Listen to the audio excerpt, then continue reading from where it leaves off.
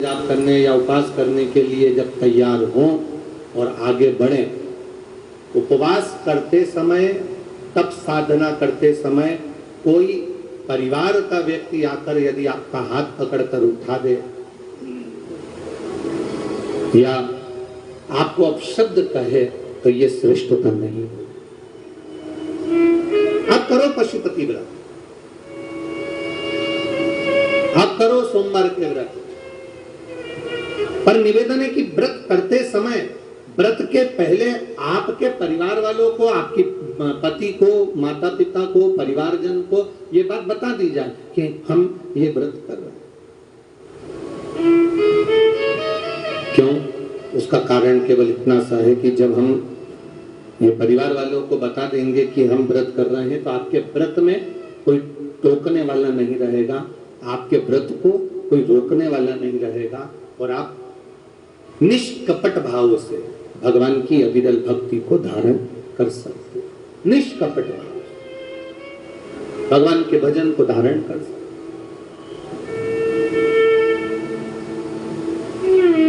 इतना सुंदर वर्णन किया गया है महामृत्युंजय मंत्र का। यदि हम किसी ब्राह्मण से अनुष्ठान करवा रहे हैं, महामृत्युंजय मंत्र का यदि हम किसी ब्राह्मण से अनुष्ठान करवा रहे हैं, शिव महापुराण की कथा कहती है अनुष्ठान पत्नी करवा रही है या पति करवा रहा है, सास करवा रही है या ससुर करवा रहा है, घर का जेठ करवा रहा है या जेठानी करवा रही है। शिव महापुराण की कथा कहती है जितने लोग आपके घर में रह रहे हैं, जितने लोगों के साथ आप 24 घंटे घर के अंदर रह रहे हैं, जब हम पशुपति व्रत करें या महामृत्युंजय का अनुष्ठान किसी ब्राह्मण से करवा रहे हैं या मंदिर में हम अनुष्ठान करवा रहे हैं, तो भी हमारे चित्तवृत्ति से हमारे परिवार वालों को ये मालूम होना चाहिए कि मैंने उन ब्राह्मण के द्वारा अपने परिवार के हित के लिए, अपने बुजुर्ग के हित के लिए, अपने घर के हित के लिए मैंने महामृत्युंजय का अनुष्ठान करवाया है। उसका पुण्य 4 गुना बढ़ता है, जिससे घर के लोगों में कोई विस्मयता उत्पन्न न हो।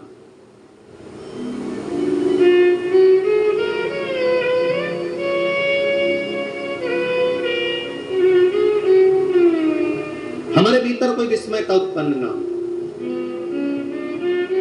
हमारे मन के भीतर कोई भेदभाव उत्पन्न न हो।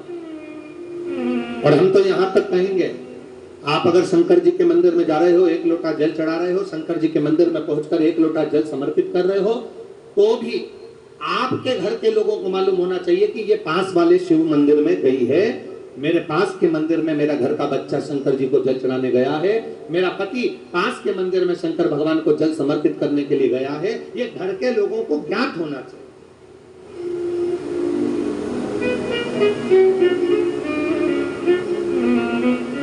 घर के लोगों को ये मालूम होना चाहिए कि ये पास के मंदिर में मेरी धर्म पत्नी गई है, पास के मंदिर में मेरे माता पिता गए, पास के मंदिर में मेरे परिवार के लोग हैं। ये आपकी चित्तवृत्ति में और परिवार की चित्तवृत्ति में ये बात रहना चाहिए,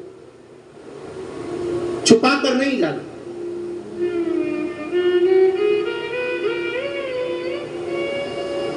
छुपा कर भगवान के मंदिर में नहीं जाना, छुपा कर पशुपति व्रत नहीं करना। महाराज, शिव महापुराण की कथा वर्णन करती है कि आप भगवान का अगर कोई व्रत, कोई साधना, कोई नियम ले रहे हो, माना आपने कोई व्रत करा, कोई साधना करी, पर घर के लोगों को वो ज्ञात होना चाहिए कि ये मंदिर तक जा रही है, ये पशुपति व्रत कर रही है, आराधना कर रही है। आज माता पार्वती जी ने शिव जी के सम्मुख में ये बात कह दी कि मैं एकांत में जाकर भगवान का तप करना चाहती हूँ और एकांत में बैठकर तप करना चाहती हूँ और उस तप का जो पुण्य है वो आपको देना चाहती हूँ। शंकर भगवान ने तुरंत माता पार्वती जी से कहा, सुनो जगत जननी, सुनो जगदम्बा, सुनो पार्वती, आप तप करो, मना नहीं है, आप साधना करो, मना नहीं है, आप आराधना करो, मना नहीं है, पर आप सोचो कि आपकी करी गई तप साधना का पुण्य आप मुझे दे दो तो भगवान तुरंत कहते हैं पार्वती जी मुझे आपके तप साधना का पुण्य नहीं चाहिए, आप अपना पुण्य अपने पास में रखो, हमें आपका पुण्य नहीं चाहिए।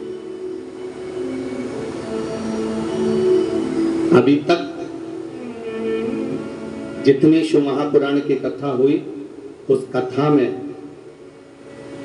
आज तक ये बात नहीं निकली जो आज आप लोगों के बीच में इस भोपाल नरेला विधानसभा में जो कथा चल रही है इसमें ये कहना चाह रहे हैं। बड़ा ध्यान लगाकर सुनना। आप अगर 5 महीने तक, 6 महीने तक, 3 महीने तक, 2 महीने तक, 15 दिन, 20 दिन, 1 महीना, 1 साल, 2 साल, 8 साल, 4 साल अगर आपने शंकर भगवान को जल चढ़ाया है तो शिव महापुराण की कथा यहाँ तक कहती है कि आपके घर में अगर कोई व्यक्ति बहुत दयनीय स्थिति में पड़ा हुआ है, हॉस्पिटल में पड़ा हुआ, कोई तकलीफ में पड़ा हुआ, कोई कष्ट में पड़ा हुआ, तो आप जब भगवान शिव को जल समर्पित करो तो बाबा से ये विनती कर भी जल समर्पित कर सकते हो कि मेरे परिवार का एक व्यक्ति, उसका ये साथ में ये हो गया और वो हॉस्पिटल में पड़ा, उसका नाम ये है, गोत्र ये है। बाबा हमने जो तप साधना करी है, हमने जो इतने महीने तक आपको जल समर्पित करा है, हमने जो बेलपत्र समर्पित करी है, मेरे बाबा अस्वीकार करना। और जो हॉस्पिटल में पड़ा है, जो कर्जे में लदालूम पड़ा है, जो तकलीफ भोग रहा है, ऐसी कृपा करना बाबा कि मेरे 2 महीने जो मैंने जल चढ़ाया है उस चढ़ाए गए जल का पुण्य मैं उसके खाते में देती हूं और उसको ठीक कर देना। ये पुण्य का था।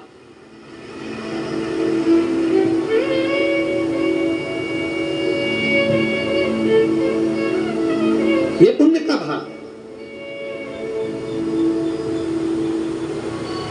आप अपना पुण्य भी किसी जीव के कल्याण हेतु दे सकते। अब किसी ने एक बार ये कथा सुनी और कथा सुनकर कहा महाराज जी आप कहते हो कि शंकर जी पे चढ़े हुए जल का पुण्य भी हम किसी को दे सकते हैं, क्या शंकर जी को चढ़े हुए जल का पुण्य क्या किसी को दिया जा सकता है? क्यों नहीं दे सकते? क्यों प्रदान नहीं कर सकते? एक पत्र आया है, देखिए।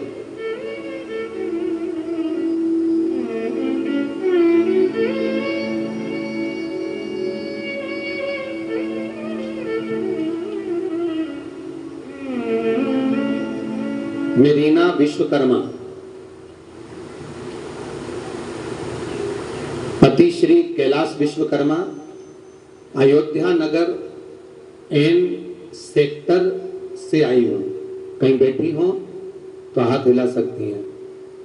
मेरा नाम रीना विश्वकर्मा, पति का नाम श्री कैलाश विश्वकर्मा, अयोध्या नगर एन सेक्टर से आई हूं। कहीं बैठी हो तो हाथ हिला सकती हैं। एन सेक्टर से मैं यहां पहुंची।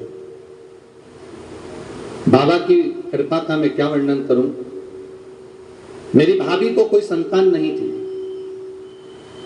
उनकी शादी को 9 वर्ष हो गए थे। सारे डॉक्टरों को दिखाया, ऐसा कोई देवी देवता का धाम नहीं था जहां हम नहीं पहुंचे।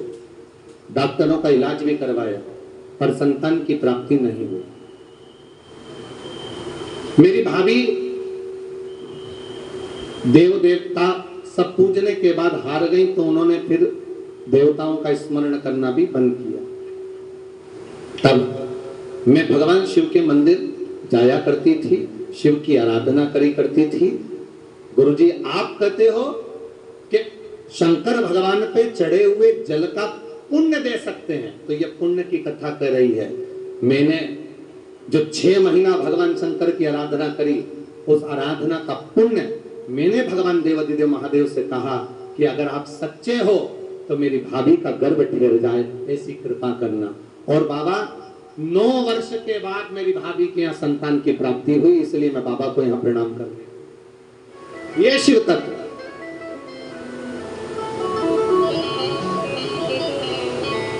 एक पुण्यता अपने भीतर एक विचार फिर करिएगा। बड़े बड़े सावधानी की कथा है। आप लोग सोचो कि ये कथा यहाँ से सुनी, यहाँ से निकाल दी, बच्ची कुची थी, कपड़े में झटकार दी। यहाँ कथा अगर सुनने के लिए आए हो तो थोड़ा दिल लगाकर सुनना, मन लगाकर सुनना। हो सकता है एलईडियां थोड़ी, किसी पर तकलीफ आए, किसी पर कष्ट आए, हमारा करा गया पुण्य हम उसके खाते में दे सकते हैं। हम अपने पुण्य को दूसरे के खाते में प्रदान कर सकते हैं।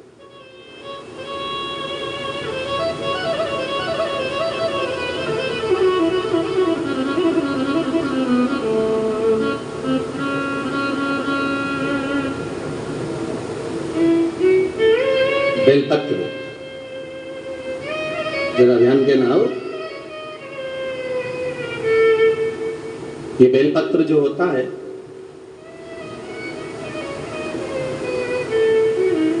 इस बेलपत्र पर कभी कभी आपने देखा होगा कि कई लोग बीच वाले पत्ते पर चंदन लगा देते हैं। ये जो बीच का पत्ता होता है, इस पर लोग चंदन लगा देते हैं।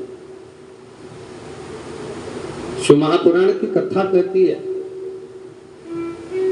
अगर भूलवश भी अनायास आपके पास बेलपत्र भी नहीं है, शिव जी का चढ़ा हुआ बेलपत्र भी अगर आपने उठा लिया और उठाकर उस बीच वाले पत्ते पर एक चावल का दाना रखकर भी आप भगवान भोलेनाथ को समर्पित कर रहे हो, तो ये समझ लेना कि तुमने महीना, 2 महीना, 4 महीना, 6 महीना, 8 महीने में, हम तो हमेशा कहते आए, आज फिर कर रहे हैं, 1 महीना पूरा हो जाए जल चढ़ाते, 2 महीना पूरा हो जाए जल चढ़ाते, 3 महीना पूरा हो जाए, 4 महीने पूरे हो गए, 6 महीने पूरे हो गए, या आपका साल भर पूरा हो गया, प्रयास करा करो, एक बीच वाले पत्ते पर एक चावल का दाना रखकर शिव जी को समर्पित करना।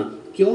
जो तुमने पूर्व में जल चढ़ाया है वो चावल का दाना अक्षय, उसको अक्षत माना जाता, अक्षय माना जाता, मतलब तुमने अभी तक जो जल समर्पित करा है वो कभी समाप्त नहीं हो सकता, उसका पुण्य तुम्हारे खाते में चले गया, अब तुम उसको किसी को भी प्रदान कर सकते।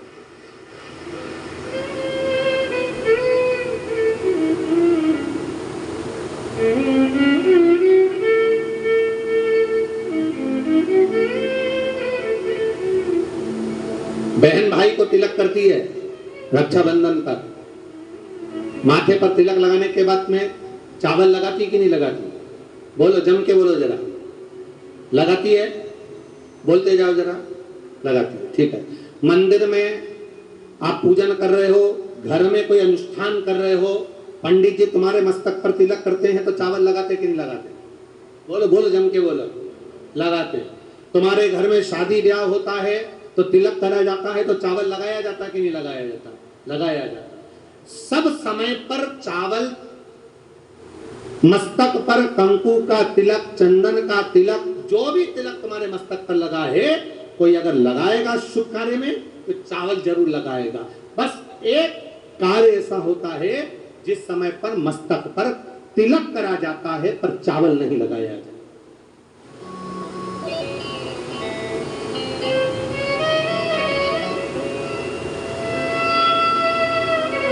एक समय ऐसा होता है जिस समय तिलक करा जाता है पर चावल नहीं लगाया जाता।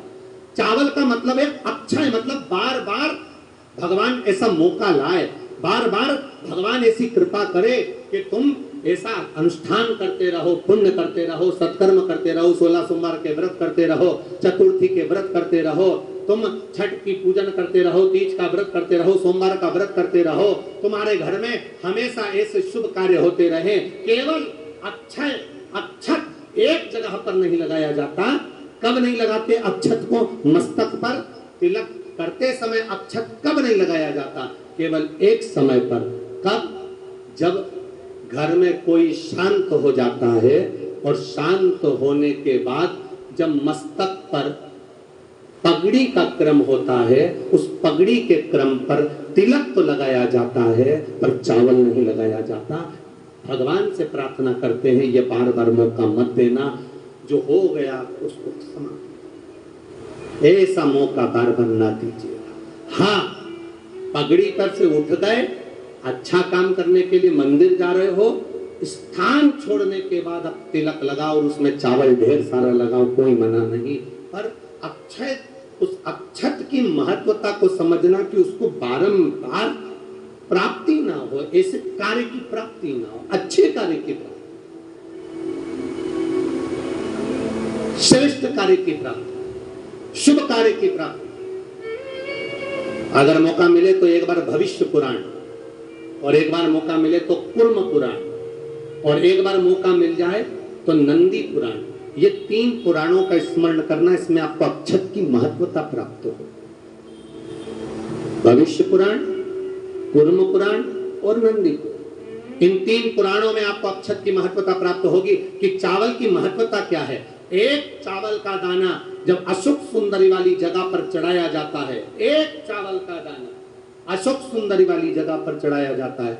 हम माताओं से हमेशा कहते हुए आए हैं, आज फिर निवेदन करेंगे, जिस माता के गर्भाशय में गांठ हो गई हो, जिस माता के गर्भाशय में गठान पड़ गई हो, एक पत्र आया उसको भी ध्यान, फिर इसका वर्णन बताते।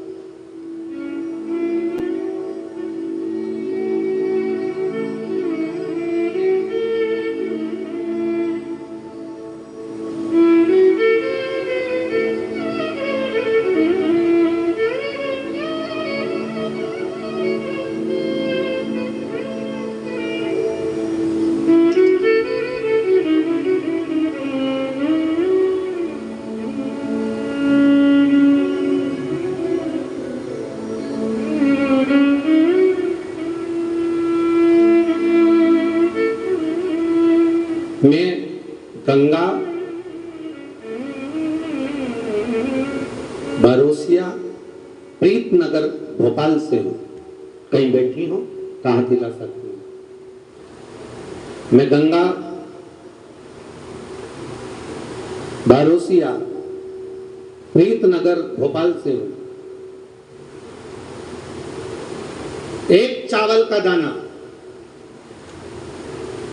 और 1 लोटा जल, एक बेलपत्र का महत्व क्या है, इस पत्र को आप लोग टीवी चैनल के माध्यम से एलईडीओं पर भी पढ़ सकते हैं। हम जो पत्र पढ़ते हैं वो आप भी अपने आनंद के साथ उस पत्र को पढ़िए। मेरे पति को एक गांठ हो गई, उस गठान का ऑपरेशन डॉक्टर ने बोला, और गांठ इतनी विचित्र थी कि उठने बैठने में भी आफत कर रही थी। तब शिव जी पर एक चावल का दाना समर्पित करना, एक बेलपत्र समर्पित करना प्रारंभ करा। शिव जी पे चढ़ा हुआ जल पीना प्रारंभ करा। सीहोर गए, वहां से रुद्राक्ष लाए, उस रुद्राक्ष का जल शंकर भगवान को चढ़ाना प्रारंभ करा। जिन डॉक्टरों ने ऑपरेशन का कहा था, 22 दिन के बाद हम उनको चेक कराने के लिए गए तो गठान गल चुकी थी। एक चावल का दाना हमारे सुख का अनुभव करा दे। अगला वर्णन उन्होंने लिखा, गुरुजी बाबा ने एक कृपा तो करी, साथ में मेरे बच्चे के हाथ में सफेद दाग हो गया। सफेद दाग हो गया तो हमने डॉक्टरों का इलाज करवाना प्रारंभ करा।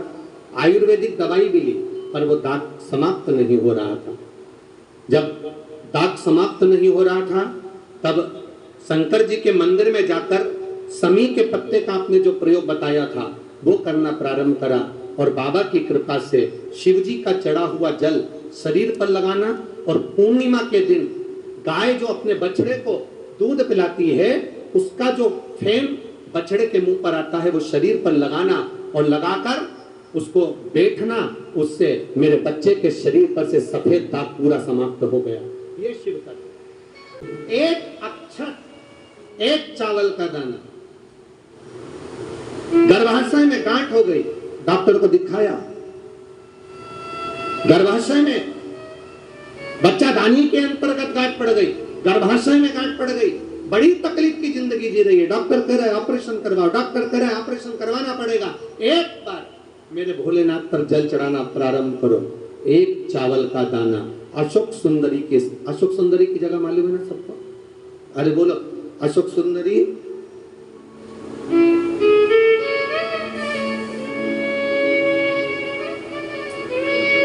जैसे ये शिवलिंग,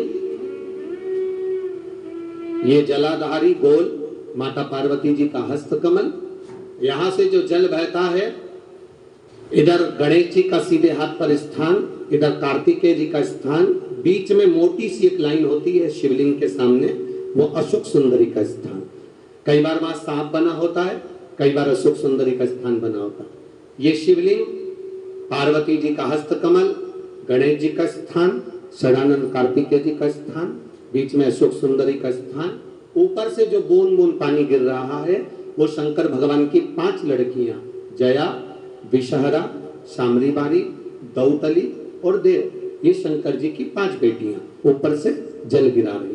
तो अशोक सुंदरी वाली जो स्थान होता है, जब आपके गर्भाशय में या शरीर में पुरुष हो, स्त्री हो, जिसके पूरे शरीर में कहीं पर भी गांठ पड़ गई हो और गल ना रही हो, एक चावल का दाना अशोक सुंदरी वाली जगह पर चढ़ाना प्रारंभ करो।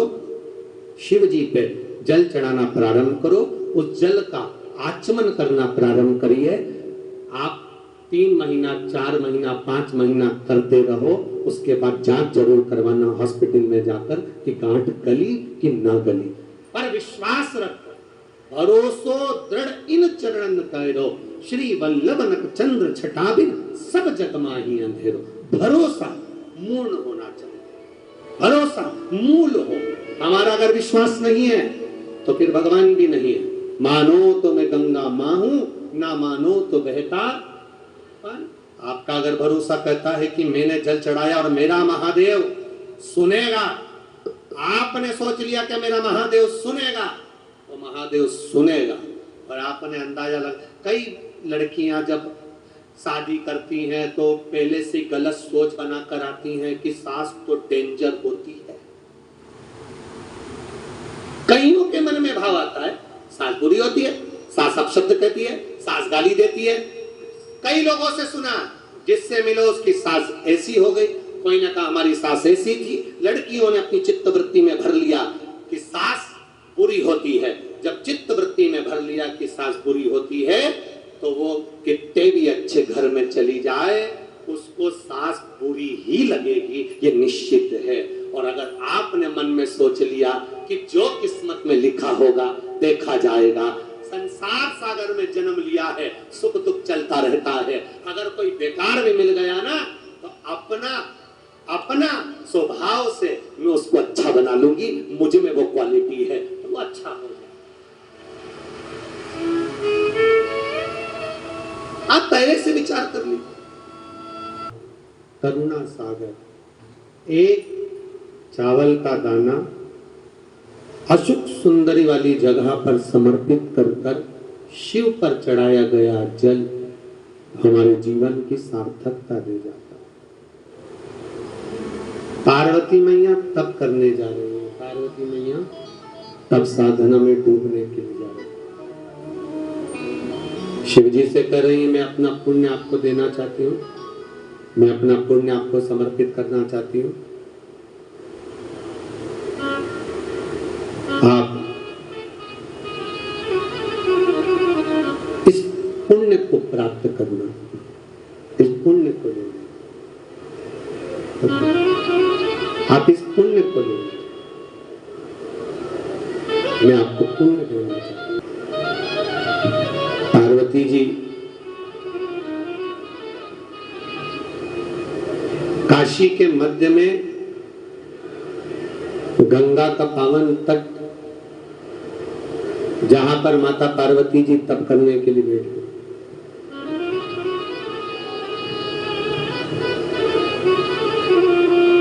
एक नील नाम का दैत्य, जिसका नाम था नील नाम का दैत्य, और नील नाम का जो दैत्य था वो, उसने ब्रह्मा जी से वर प्राप्त कर लिया था कि वो रूप बदल सकता है।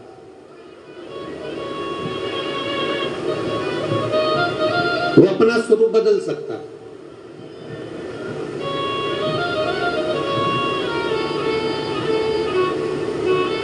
अपने स्वरूप को बदलकर कहीं पर भी जा सकता था।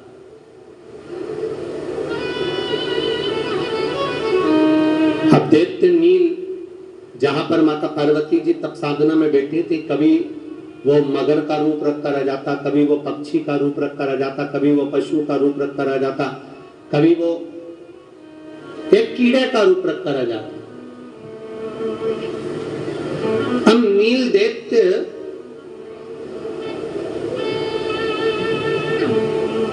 आज हाथी का रूप रखकर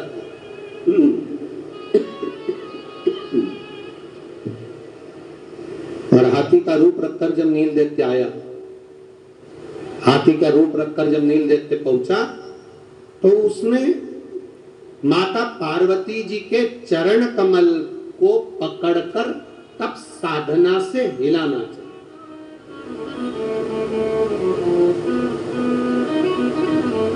अब बहुत समझने वाली कथा है, बहुत बड़ा ध्यान दीजिएगा कि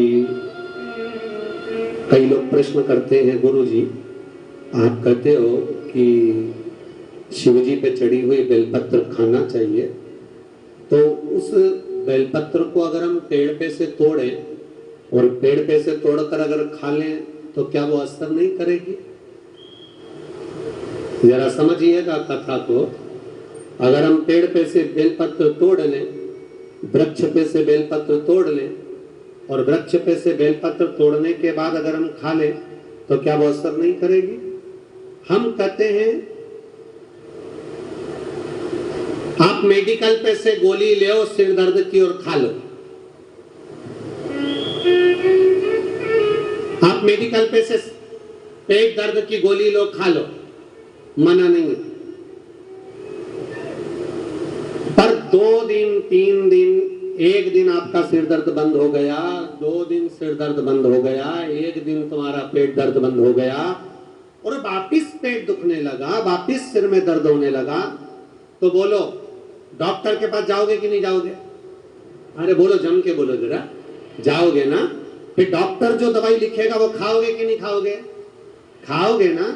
मतलब डॉक्टर की दवाई पर सील लग गई, अब दवाई तुम खाओगे तो वो असर करना प्रारंभ करेगी। अब बार बार न सिर दर्द होगा न पेट दर्द होगा। आप ले दवाई, आपने मेडिकल पे से ली, खा ली, आज बंद हो गया पेट दर्द, आज बंद हो गया सिर दर्द, आज बंद हो गया हाथ में दर्द, फिर वापस 15 दिन बाद आ गया, फिर 8 दिन बाद आ गया। पर मेरे देवाधिदेव महादेव को जो बेलपत्र चढ़ाकर हम खाते हैं वो शिवजी का स्पर्श हो जाती है, और शिवलिंग का अगर स्पर्श हो गई तो वो बेलपत्र नहीं रहती, वो शंकर की औषधि बन जाती है जो हमारा कल्याण करती है। वो औषधि बन गई, और जब वो औषधि बन गई तो हमारा कल्याण निश्चित है। आवाज यहाँ की खोलो, अंदर की नहीं खुल रही है। वो औषधि बन गई, औषधि हमारे कल्याण प्रद है, औषधि हमारे लिए है।